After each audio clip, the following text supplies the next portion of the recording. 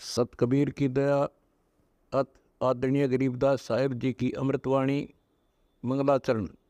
गरीब नमो नमो सत पुरुष को नमस्कार गुरु की नहीं, सुर नर मनजन साधुआ संतो सर्वस दी नहीं। सतगुरु साहेब संत सब दंडो तुम प्रणाम, आगे पीछे मध्य हुए तिनको जहाँ कुर्बान। नराकार निर्विषम काल जाल व बंधनम, निर्लेपम निज निर्गुणम अकल अनुबेषुंडनम। सोहम सुरति समाप्तम सकल समाना निर्तल, उज्ज्वल हिरंबर हर दमम बे परवा अथा है। वार पार नहीं मध्यतम, अनाहद मंत्र सुखसलाद मंत्र, अजोख मंत्र बेसुन मंत्र, निर्वाण मंत्र थीर है। आदि मंत्र युगादि मंत्र, अजल अभंगी मंत्र, सदा सत्संगी मंत्र, लौलीन मंत्र गैर गंभीर है। सोहम सुभान मंत्र, अगम अनुराग मंत्र, निर्भय अडोल मंत्र, निर्गुण निर्बंध मंत्र, निश्चल मंत्र नेक है। गैबी गुलजार मंत्र, निर्भय निराधार मंत्र, सुमृत सुकृत मंत्र, अगमी अबंच मंत्र, अदली मंत्र अलेख है। फजलम फराक मंत्र, बिन रसना गुणलाप मंत्र, झिलमिल जहूर मंत्र, सर्वंग भरपूर मंत्र, सैलान मंत्र सार है। निरंकार गर्क मंत्र, तेज पुंज परख मंत्र, अदली अबंध मंत्र, अजप्पा निरसंद मंत्र, अविगत अनहद मंत्र, दिल में दीदार है। वाणी विनोद मंत्र, आनंद असोद मंत्र, कुर्सी करार मंत्र, अनबय उचार मंत्र, उज्ज्वल मंत्र अलेख है। साहिब सतराम मंत्र, साई निकाम मंत्र, पारक प्रकाश मंत्र, हीरंबर उल्लास मंत्र, मौले मलार मंत्र, पलक बीच खलक है। कौन ब्रह्मा का पिता है, कौन विष्णु की माँ, शंकर का दादा कौन है, हमको कूदे बता। यह जानने के लिए कृपया सुनिए जगत गुरु तत्वदर्शी संत रामपाल जी महाराज के। ये तो बाद में जीव के चठोरों ने ये बात बिगाड़ रखी है। तो हजरत मोहम्मद जी जो साधना कर रहे थे, उनके खुदा उस जिसको वो अल्लाह मानते इस निराकार काल में, इसके द्वारा बताई हुई 5 वक्त की नमाज करते थे, रोजा रखते थे और बंग देते थे। उसके उपरांत हजरत मोहम्मद जी के 3 पुत्र, तीनों के तीनों उनकी आंखों के सामने काल में खा लिए, मृत्यु को प्राप्त हुए। अब देखिएगा हजरत मोहम्मद जी का जीवन परिचय। पुण्यात्माओं, हम एक पिता की संतान हैं। हम अपने आप को भूल चुके, इस काल ने गड्ढे भी चला दिए। और जब हमें पता चलेगा कि सचमुच ये कहानी क्या है, तो फिर हम इस काल के जाल से छूट सकते हैं।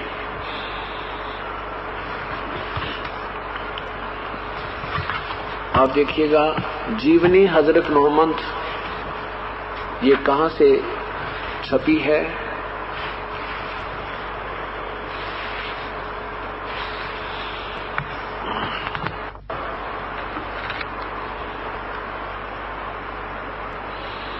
जीवनी हजरत मोहम्मद, नीचे देखना,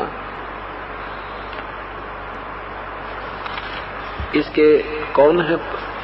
जीवनी हजरत मोहम्मद सल्लल्लाहु अलैहि वसल्लम, मोहम्मद इनायतुल्लाह सुभानी, अनुवादक हैं नसीम गाजी फलाही, प्रकाशक हैं मरकजी मकतबा इस्लामी पब्लिशर्स, नई दिल्ली। अब इसके प्रश्न नंबर आपको थोड़े थोड़े से दिखाता हूं। 27 पर क्या है?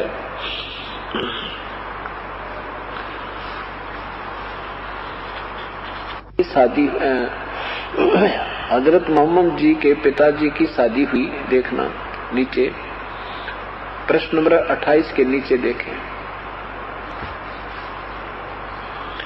बाप ने बेटे की ओर से शादी का पैगाम दिया। आमनी के घर वालों ने इसे स्वीकार, अपने लिए सौभाग्य की बात समझी। खुशी खुशी तैयार हो गए और चटपट शादी हो गई। रिवाज था कि दुल्हा शादी के बाद 3 दिन ससुराल में ही रहेगा। ऐसा नियम था पहले कि 3 दिन वहां ससुराल में ही रहता था। अब्दुल्ला की भी 3 दिन ससुराल में। अब्दुल्ला जी कौन थे? ये हजरत मोहम्मद जी के पूज्य पिताजी। अब्दुल्ला भी 3 दिन ससुराल में रहे, फिर घर चले आए। साथ में दुल्हन भी थी, यानी आमिना भी थी, जो हजरत मोहम्मद जी की माता जी। उसमें अब्दुल्ला की उम्र लगभग 17 साल की थी। शादी को अभी कुछ दिन भी हुए थे। व्यापारियों का एक काफिला शाम जा रहा था। उसके साथ अब्दुल्ला, हजरत मोहम्मद जी के पूज्य पिताजी अब्दुल्ला भी हो लिए। वापसी में मदीने से गुजरे। वहां उनके बाप का ननिहाल था। थके तो थे ही, दम लेने के लिए वहां ठहर गए और काफिला इत्फाक से बीमार पड़ गए। अब्दुल्ला जी, हजरत मोहम्मद जी के पूज्य पिताजी बीमार हो गए और साथियों ने उनको वहीं छोड़ दिया, उनके वहीं पर। ये देखो नीचे, अब्दुल्ला की आज वहीं से अब्दुल्ला के इंतकाल की दुखद खबर आ रही थी। यानी खबर बड़ी दर्दनाक थी। नौजवान की मौत, वह भी अब्दुल्ला जैसे नौजवान की। जिसे सुना वो तड़प उठा। यानी हजरत मोहम्मद जी माँ के गर्भ में थे, उसी समय उनके पिताजी की मृत्यु हो गई। ये देखिए, प्रश्न 28 पे लिखा कि अब्दुल्ला का इंतकाल हुआ तब आमिना गर्भवती थी। नीचे देखिए, सोमवार का दिन था, रबीउल अव्वल की 12 तिथि थी, तरीक थी। आमिना के यहाँ एक बच्चे का जन्म हुआ। उसका नाम के रखा, नाम मोहम्मद रखा गया। अच्छा, अब तो इतना तो यही बताएंगे। उसके बाद क्या हुआ? उनकी शादी हुई एक 2 बार विधवा हुई औरत खदीजा जी से।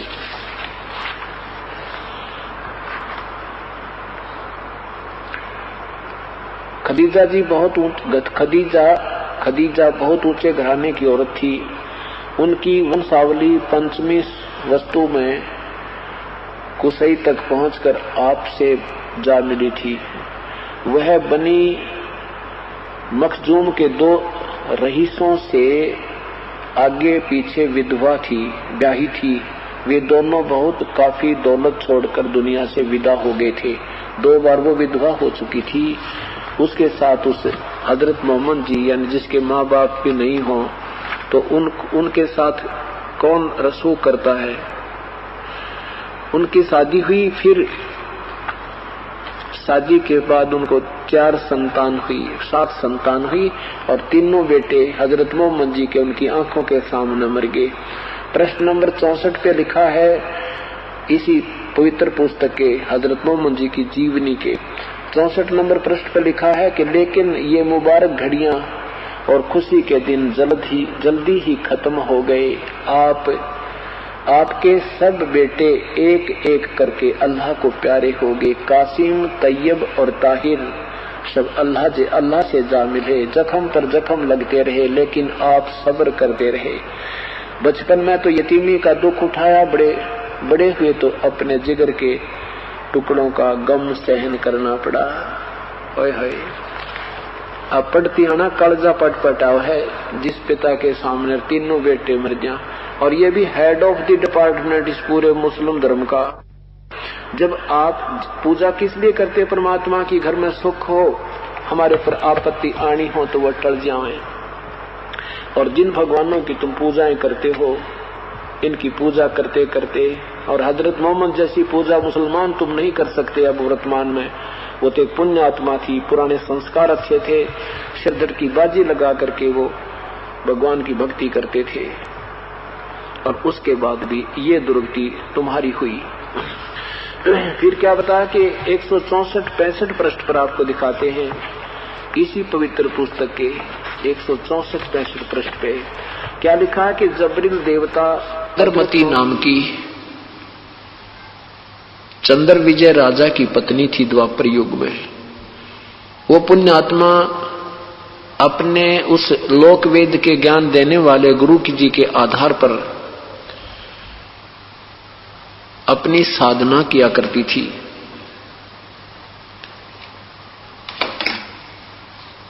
गुरुजी ने उसके गुरुदेव ने बता रखा था कि व्रत उपवास करना भगवान विष्णु और शिव की साधना करने से और भूखों को भोजन खिलाना एक अति आवश्यक होता है। व्रत रखना आदि जो साधनाएं प्रचलित आम लोक वेद के आधार पर हैं, ऐसे उस गुरुदेव ने उस लड़की को, इंद्रमती को साधना बता रखी थी।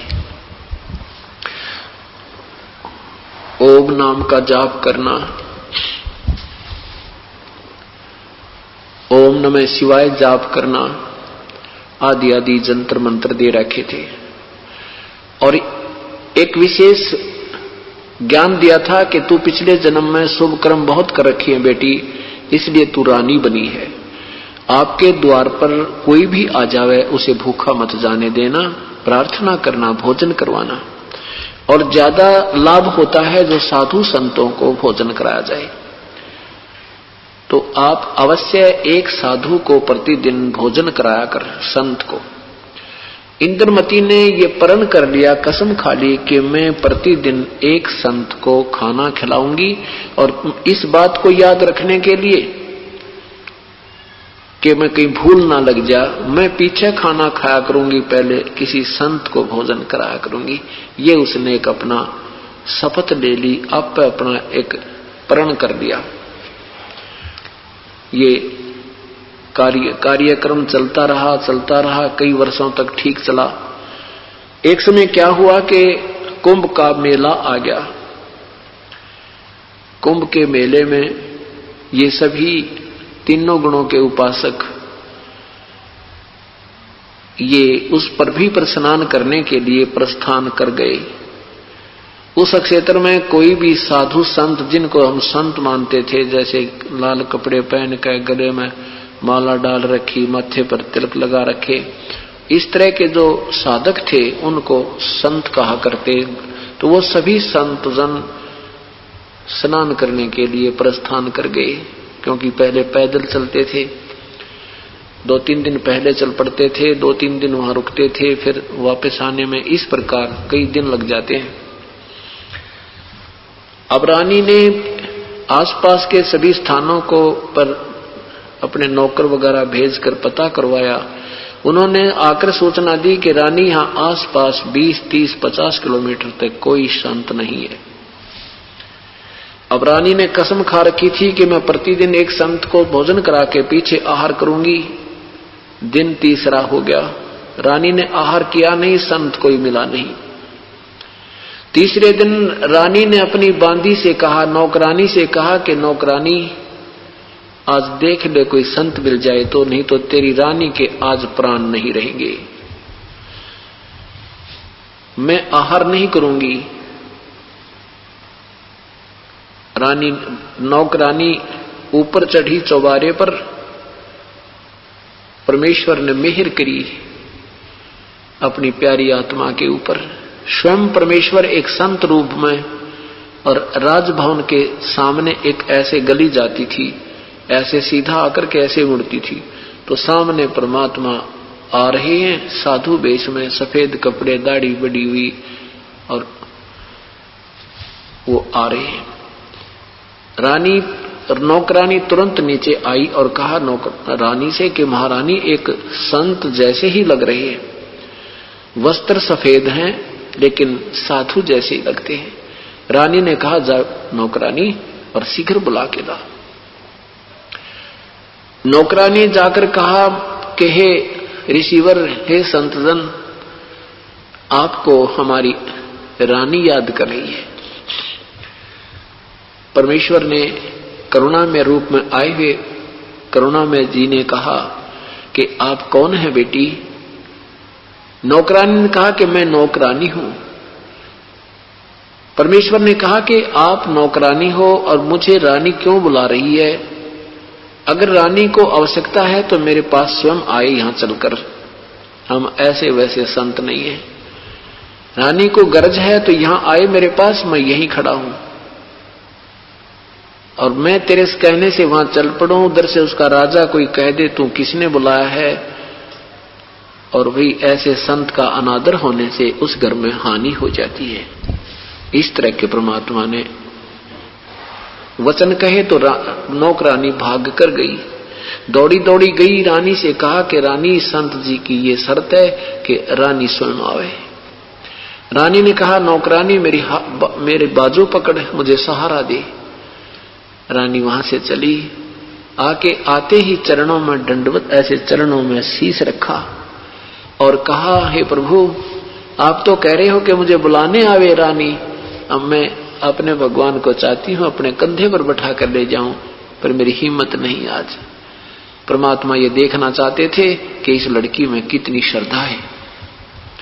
कहा, बेटी, मैं ये देखना चाहता था तेरे में कुछ आस्था भी है या तू वैसे भूखी मर रही है। परमात्मा ने कहा, चल बेटी आगे। रानी ने भोजन अपने हाथों बनाया तो कहा, ले भगवान भोजन पाओ। परमात्मा ने कहा, बेटी, मेरा तो शरीर आहार करने का नहीं है, मेरा शरीर ये 5 तत्वों से बना नहीं है। ऐसे हाथ ला कर दिखाया, देख पकड़ बेटी हाथ, जैसे रुई जैसे हाथ होते हैं। रानी कहने लगी, मेरे काम के कोना, आपका कैसा शरीर है, आप भोजन पाओ तो मेरी जान बचा, नहीं तो मैं भी आहार नहीं करूंगी। समर्थ उसी को कहते हैं। कहा, ठीक है बेटी, रख दे। परमात्मा ने वो सारा आहार कर दिया और कहा बेटी, एक बात सुन मेरी, तुम ये जो साधना आप कर रहे हो, ये कौन से शास्त्र से प्रमाण लिया तूने? ने बोले, जी प्रमाण क्यों था, हमारे गुरुजी ने बता दिया, हम कर रहे हैं। नहीं, शास्त्रों के अतिरिक्त जो साधना की जाती है वो व्यर्थ होती है। आपके गुरुदेव ने जो तुम्हें साधना बता रखी है, रानी ने वो जंतर मंत्र बताए, कहने लगे, इससे तेरी जन्म और मृत्यु कभी नहीं मिटेगी और ये मंत्र तेरे ठीक नहीं बेटी। रानी ने कहा कि हे रिसीवर, हे संत जी, ये तो मैं देख रही हूं काफी दिनों से, जितने भी संत आते हैं वही यही कहते हैं, तुम्हारा नाम ठीक नहीं, तुम्हारी ऐसी साधना ठीक नहीं। ये संत एक दूसरे से ईर्ष्या करते ही है, हमारे गुरुदेव ने जो बता रखा मेरे लिए फाइनल है। ऐसा टूक सा पकड़ा दिया। अब परमात्मा ने सोची, कौन से तरीके समझा इन बूढ़ी आत्माओं को। इन नादान संतों ने बैठा दिया, गुरुआ गांव बिगाड़े संतो, गुरुआ गांव बिगाड़े, ऐसे कर्म जीव का ला दिए, ईव जड़े नहीं जाड़े।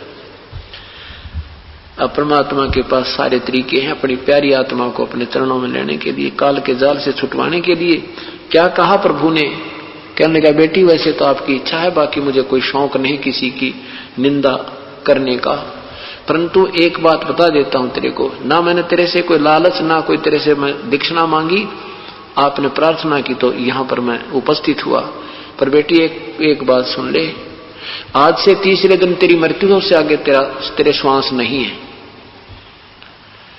और इसमें ना तेरे गुरुजी बचाव कर सकते, ना तेरे भगवान कर सकते। यदि तूने अपना जीवन चाहिए और मुक्ति चाहिए तो मेरे पास पूरी व्यवस्था है।